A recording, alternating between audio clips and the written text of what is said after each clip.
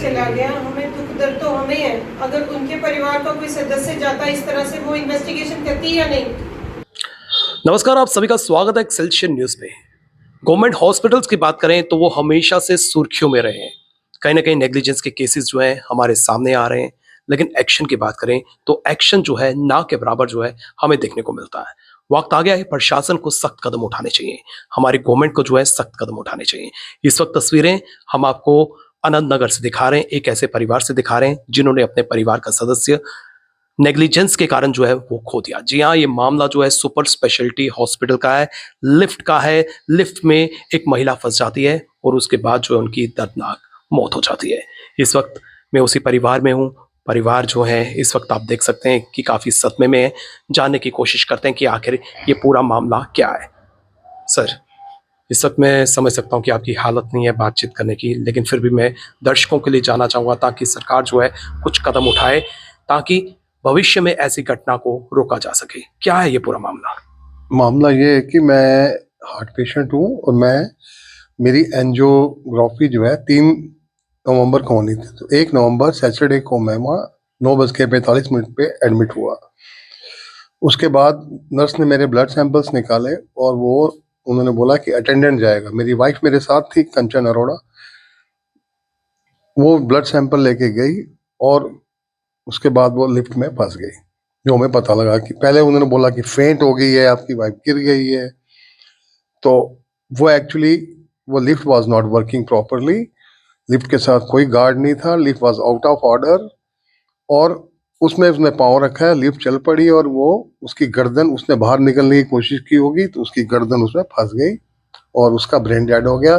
6 दिन वो जिंदगी मौत की लड़ाई लड़ने के बाद कल शाम को 7:30 बजे उसकी डेथ हो गई और आज हमने उसका अंतिम संस्कार करके आए। मेरी लाइफ पार्टनर चली गई। I have lost my life partner, but this is totally negligence on the part of hospital super speciality Jammu. Sir, lift जिस तरह से खराब आपने बताया, फॉल्ट था, क्या उस पर कुछ लिखा हुआ था? कोई वार्निंग साइन था या कोई गार्ड था? वहां पे ना कोई गार्ड था, ना कोई कॉशन बोर्ड था कि लिफ्ट इज नॉट वर्किंग। ऐसा कुछ नहीं था, कुछ भी नहीं था। और उस समय वो मेरी वाइफ जो है वो अकेली थी, वो she was totally alone there. उसके बाद जो मेडिकल ट्रीटमेंट की बात करें, जो हॉस्पिटल का स्टाफ है, डॉक्टर्स हैं, नर्सेज हैं, क्या उनकी तरफ से जो है इलाज प्रॉपरली किया क्या?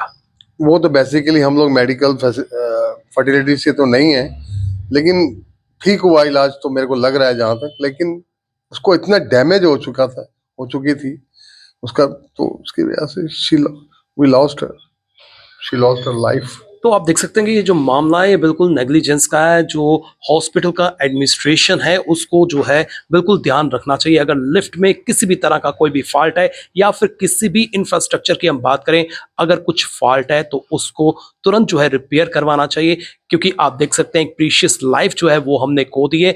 इसमें इन महिला का, जिन्होंने अपने प्राणों की आहुति दी है, उनका क्या कसूर था? बहुत बड़ा प्रश्न चिन्ह है। अब वक्त है कि प्रशासन को जो है संजीदगी का परिचय देना चाहिए, इन्वेस्टिगेशन करवानी चाहिए। ना केवल इन्वेस्टिगेशन बल्कि उसके बाद जो है सख्त कदम जो है वो भी उठाने चाहिए। दी, आपसे बात करता हूँ, आपका नाम क्या है? मेरा नाम प्रतिभा दुग्गल है। आप क्या लगते थे? मेरी भाभी थी और वो तो जैसे भाई ने बताया, गए हैं, जैसे ही गए हैं वैसे ही लिफ्ट में फंस गए हैं।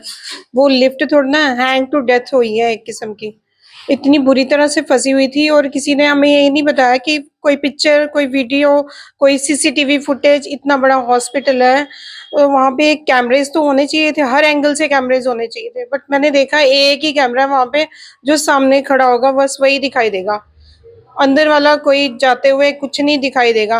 और उन्होंने कुछ भी नहीं कहा। तो लायबिलिटी किसकी है, रिस्पॉन्सिबिलिटी किसकी है, बताइए किसकी रिस्पॉन्सिबिलिटी है? ये सब जो हुआ है, एक लाइफ खत्म हुई है, मेरे भाई की जिंदगी खत्म हो गई है। बेचारा कमजोर है, बीमार रहता है, कौन उसका ध्यान रखेगा, कैसे रहेगा वो?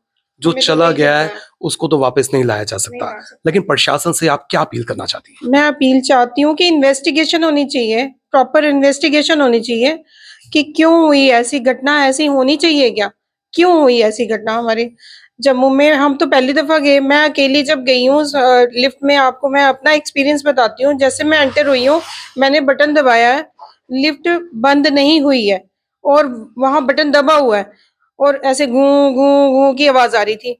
क्या वो नाटक थोड़ी ना था, मेरे साथ भी एक्सपीरियंस हुआ और मैं झट से बाहर आने की कोशिश करूंगी।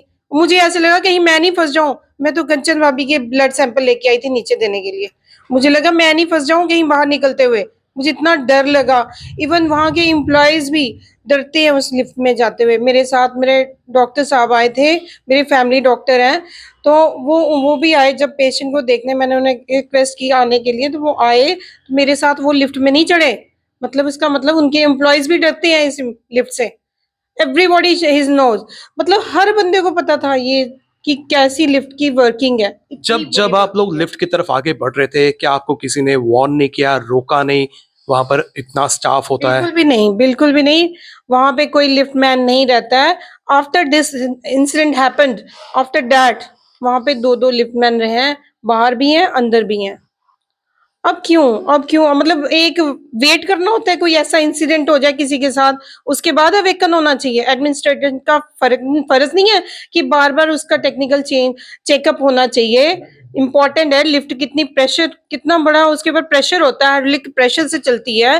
कैसे उसके ऊपर कितना बड़ा हमला हुआ होगा और वो कमजोर थी, और उनकी मैम कहते हैं ये कमजोर थी, डायबिटिक थी। मुझे जाते ही ये बोला इनको कोई फोबिया था, इनको ये था, उनको वो था। नहीं, ऐसे मुझे बताइए एक हेल्दी पर्सन के ऊपर भी इतना फोर्स पड़े तो वो क्या बच जाएगा? बच जाएगा? आप बताइए।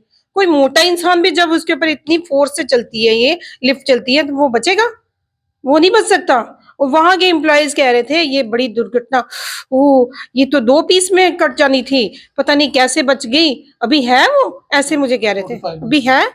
45 मिनट सीपीआर देने के बाद उसको अलाइव किया है, सरवाइव किया है। वो सरवाइव थोड़ी ना था, तब तक उसके ऑक्सीजन ऊपर ब्रेन तक नहीं पहुंची, पूरा ब्रेन डैमेज था और पूरा स्टाफ जानता था उसका ब्रेन डैमेज है। हमें कुछ नहीं बता रहे थे, ना कोई फोटो दिखाई, बस हाँ स्टेबल है, बस हो रही है। प्रेस कॉन्फ्रेंस भी की मैम ने कि अपना कहीं हमारे मतलब उनके खिलाफ कोई क्लू ना मिल जाए। तो हमने ऐसे कोई कोशिश नहीं की, हमने यही सोचा हमारे जो पेशेंट है वो इम्प्रूव हो जाए, कंडीशन एक दिन शायद इम्प्रूव हो जाएगी। रोते रहे, बस सेवा करते रहे, देखते रहे, इनका मुंह देखते रहे, डॉक्टरों के आगे हाथ जोड़ते रहे, मैम प्लीज प्लीज कुछ करो कुछ करो। कहते हैं हम कर रहे हैं बड़ा। अब तो स्टेबल हो रही है अब स्टेबल हो रही है, लेकिन नहीं, कुछ भी नहीं हुआ। लास्ट डे इतनी दर्दनाक मौत हुई है, धीरे धीरे सिसक के वो अपनी प्राण छोड़े हैं उसने हमारे सामने। दर्दनाक हादसा जो है ये हुआ है।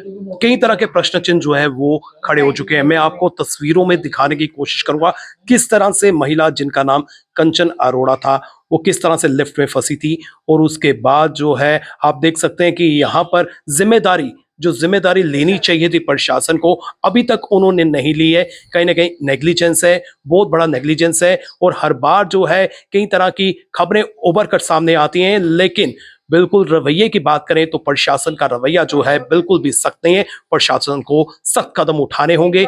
एक महिला जो है हमने खो दिया है, और परिवार वालों की हालत इस वक्त क्या है मैं आपको दिखाने की कोशिश कर रहा हूँ। मैं कहना चाहती हूँ कि प्रशासन ने एक बार सिंपैथी भी नहीं दी सर, सिंपैथी भी नहीं दी हमारे साथ। कोई आके हमारे पास पूछा किसी ने कि आपके साथ क्या हो रहा है? अब होगी डेथ तो हमारे आगे, इसके आगे हाथ उसको फेरा है हमारी बेटी को। आया कोई आगे आके? हॉस्पिटल का कोई एडमिनिस्ट्रेशन का बंदा कोई नहीं आया, किसी ने भी नहीं, हमें सिंपैथी भी नहीं दी। और क्या करेंगे वो हमारे लिए? इन्वेस्टिगेशन तो दूर है, सिंपैथी भी नहीं की है। सर ये दर्दनाक हादसा जो है हम सबके सामने है। अब आप आखिर में गवर्नमेंट से क्या कहना चाहते हैं, किस तरह के एक्शन की मांग करते हैं, क्या अपील करना चाहते हैं?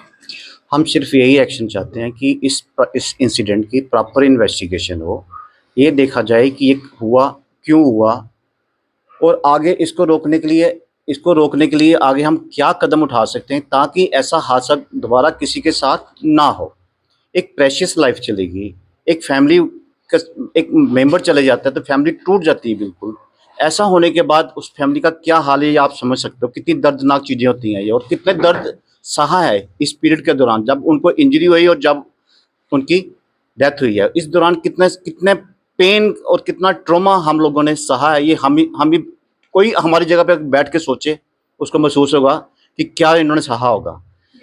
सिर्फ यही है कि आगे ऐसा कभी इंसिडेंट ना हो। गवर्नमेंट को जागना चाहिए और इसके लिए इफेक्टिव मेजर्स लेने चाहिए।